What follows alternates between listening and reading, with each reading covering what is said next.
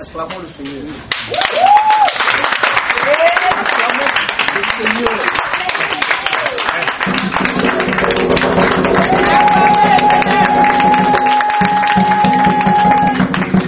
Effectivement, c'est moi, je vais partager ce témoignage avec vous. Je m'appelle Ayo Nassis. Je suis un jeune Nassis de la région d'Alépé. Effectivement, je m'appelle Ayo Nassis. Je suis un jeune Nassis de la région d'Alépé, président de Méni, du village de Méni. Amen. Ce que j'aimerais vous partager avec vous, c'est que dans le temps, j'ai fréquenté une église évangélique de la place. Mais pour des raisons, je me suis retiré et j'étais à la maison. Donc là, j'ai commencé à fréquenter la famille. Et puis, elle m'a encore remonté le moral que je refais. On allait dans une autre église, puis après, elle me prenait la rue. Donc, dans 2 mois en arrière, je venais d'Agamé, j'étais dans ma voiture, puis un monsieur qui m'a appelé, il m'a dit, ah, jeune homme. Le monsieur qui t'a approché de moi m'a dit, ah, jeune homme, je ne te connais pas. Hein. Mais on dirait que tes parents t'ont programmé fin d'année. Il dit, tu es quoi? Il dit, oui, les pasteurs. Vous, les pasteurs, là, c'est vous toujours voyez les gens qu'on programme. Donc, je n'ai pas pris ça au sérieux.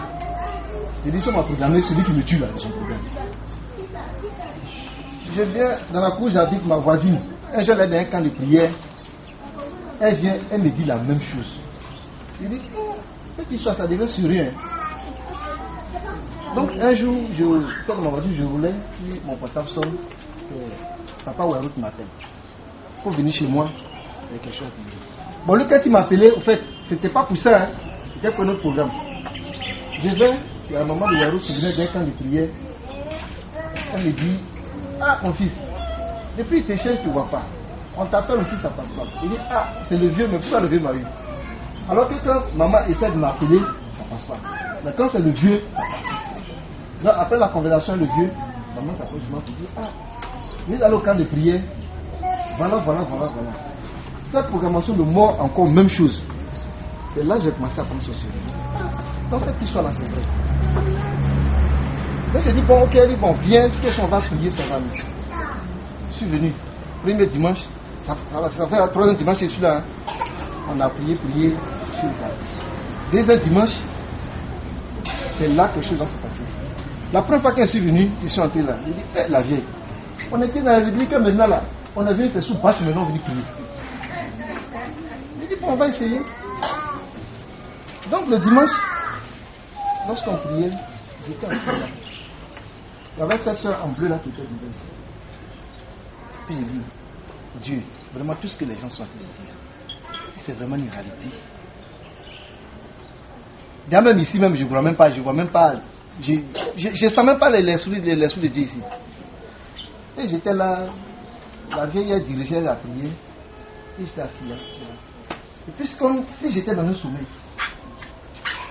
je voyais là, le serviteur, la servante, la serviteur, et puis je voyais quelqu'un derrière, dans un manteau tout blanc. Depuis que je suis né là, je n'ai jamais eu cette couleur blanche.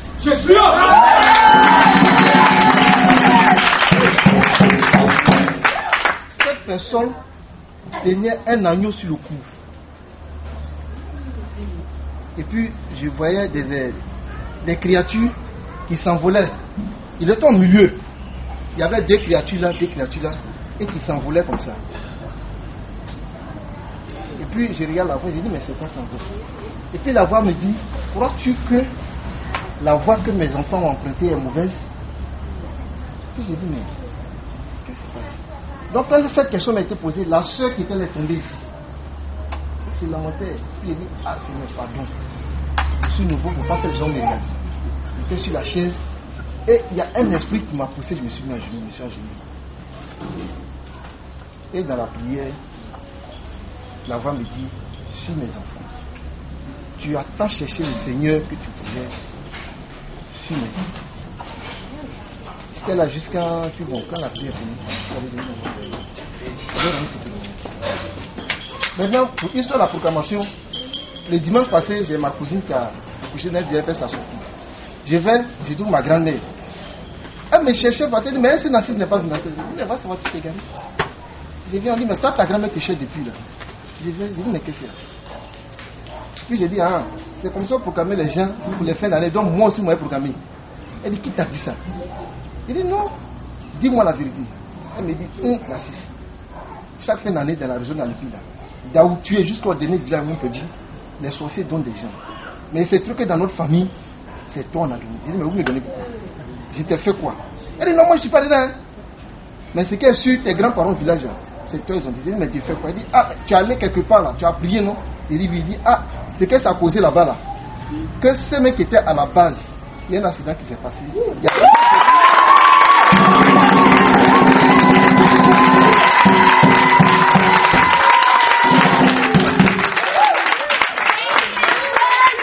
Il y a deux de ses enfants. Il y a deux de ses enfants qui sont dedans, qui sont morts. Ça dit, ah bon, j'ai compris. Il dit, bon, ce qui est là, moi je n'ai rien à voir dedans. Il faut prier. Donc les frères, vraiment donnons notre vie à Christ. Donnons notre vie à Christ. Parce que d'abord, le jour où j'ai déjà croisé la maman, c'était un combat. Et c'est grâce à un policier, je suis venu à la maison ici. Parce que ma voiture venait l'appeler, la voiture l'a pris les pièces. Il ne voulait pas me donner. Donc moi j'étais fâché. C'est là l'enfant me dit, va chez la maman de maman ouais. Et c'est quand j'étais parti, il m'a fait cette déclaration. Donc vraiment, j'ai béni le Seigneur pour ce qu'il a fait. Bon, il ne sait pas si vraiment je suis pagné. Donc,